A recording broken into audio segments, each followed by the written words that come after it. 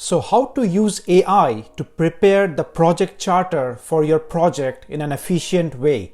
That's what we are going to learn in this video. Let's get started. Right, so if you have watched a couple of my previous videos on this channel detailing the use cases of AI in project management, you know that I use various AI platforms in my day-to-day project management work to improve my productivity as a project manager. So whatever I'm going to teach you today in this video comes from a practitioner. However, when it comes to the use of AI in project management, you need to remember a couple of things, okay? Number one, AI as a tool should be used to enhance or uplift or improve your project management skill set as a project manager, okay? AI should not be used to replace you or your critical thinking and decision-making ability as a project manager. This is very, very critical. And secondly, when you use AI, proper prompting and context setting is the key, okay?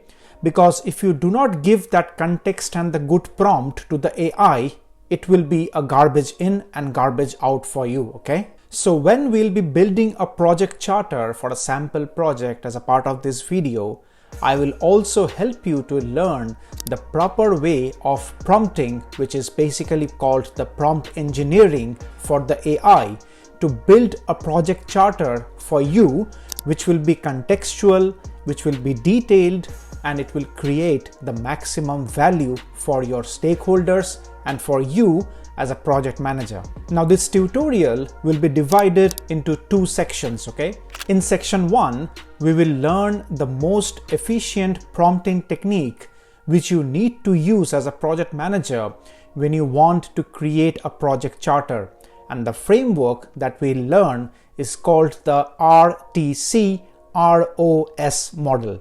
And in section 2, we will use this framework with ChatGPT as our AI large language model to create that project charter for our project. And by the way, if you are new here, I am Ray and I'm a PMP and a Prince2 certified project manager with over 15 years of experience in project management.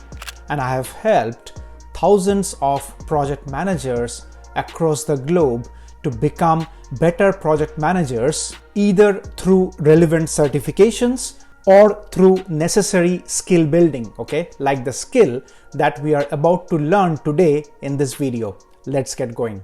Right, so in this section, let's first understand the correct prompt engineering technique which you need to use to develop a project charter efficiently. So the prompting technique is called the RTC-ROS, okay? So we'll go through the details of this technique one by one. So first, R is the role, okay? So here you define the role to the LLM in terms of what you expect the role of the LLM to be whilst it is trying to deliver that task for you. So for example, I have mentioned here that you are a project management consultant with over 20 years of experience, successfully consulting clients on projects in construction and manufacturing sectors in the UK, following the Prince2 methodology. Now you can tweak it as per your country, your industry, or also as per the type of methodology you are using as per your project. So for example, you can say that as per the PMPwithRay methodology, or you can say that as per Scrum or as per XP, etc., etc. Okay, so feel free to tweak this template to match the requirements for your specific projects for which you will be building the project charter. Okay, so the projects you have consulted on has been quite complex and involve multiple stakeholders with multi-million pounds of funding spreading across multiple financial years. So that is the overall role that you are assigning to your LLM as part of this entire task. Next is T, which is the task, okay? So here you need to write about what is the exact task which you would want the LLM to do, okay? So here I am writing that you need to write a project brief for the project mentioned in the context section, which is right here, as part of the project initiation documentation as per the Prince2 guidelines of project management. Now, if you see, since I have defined the role of the LLM as a consultant working with me for the Prince2 methodology, I have given here project brief, which is actually the project charter in PMBOK. And also I have assigned the task to the LLM to create the project initiation documentation, which is the PID in Prince2 projects. Now again, if you are doing PMBOK projects, you can replace the PID with the project management plan, right? Similarly, if you are doing a PMBOK project, the project brief is basically called the project charter. Okay, so that's how you tailor this entire framework to match the type of project that you are doing. Next, we move on to C, which is the context. And this is where you provide the detailed background of your project. Now here I have provided a simple context to help you at least understand the overall process. Okay, so for example, I have mentioned the location of the project. I have mentioned the client, which is Gen Pharma, which is just as an example. They are installing a liquids packaging manufacturing line, which is able to pack about 250 to 300 bottles per minute with fill levels ranging from 50 to 75 milliliters. I have provided some funding details. I have also provided some benefits that the client would like to realize after the project has been completed. I have also mentioned the risk and challenges to be captured as part of the project brief in terms of similar projects. So that is basically learned from experience. And the estimated timeline of delivery would be 9 to 12 months. Okay, so this is the bare minimum bones of the context that you can provide as part of your projects. Now the more the merrier. Okay, so the more detailed context you would provide, the better your outcome will become. Okay, and that's how things work with large language models in artificial intelligence. Next is R, which is the reasoning. Okay, and this is where you should state which kind of methodology you are using or you would want the LLM to use whilst preparing the project management plan or whilst preparing sort of the project charter that we are doing as an example as part of this video.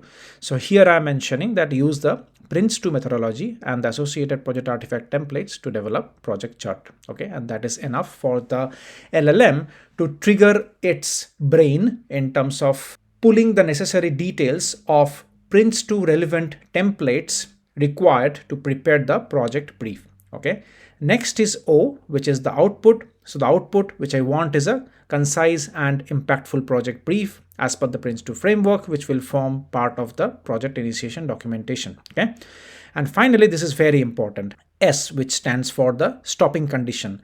And this is where you trigger the LLM to pause and reflect if things are not clear in terms of the instructions that you have provided to the large language model.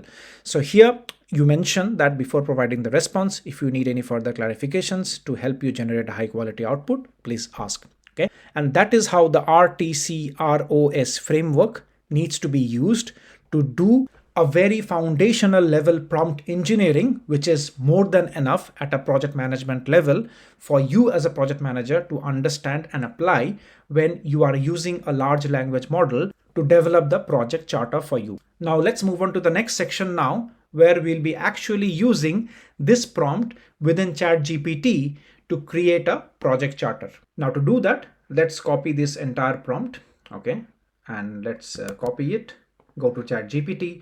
I'm using a free version here, so this is good enough to give you the basic sense of how to develop the project charter, and of course you can tweak it as per the needs of your organization or needs for yourself.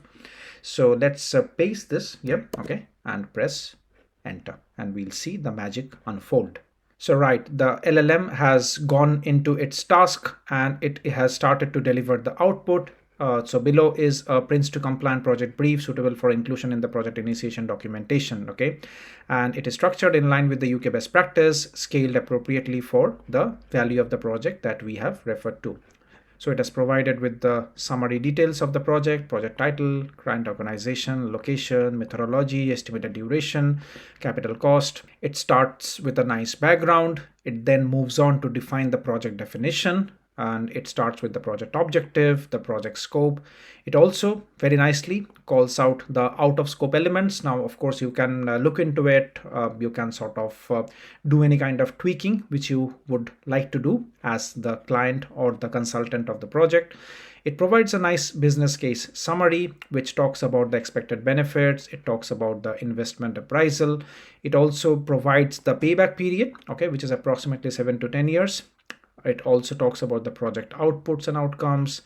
It talks about the project approach, and very, very nicely, it also captures the key risks and challenges the project is forecasted to have. Now, of course, this is a starting point, and after this, you can actually go back to this video, which is available on my YouTube channel, that actually talks about how to take this summary output and then work with it to create a risk register using AI. Okay. Now that is entirely a separate exercise with a very different prompting technique. And if you want to learn more about it, I would encourage you to watch that video on my YouTube channel.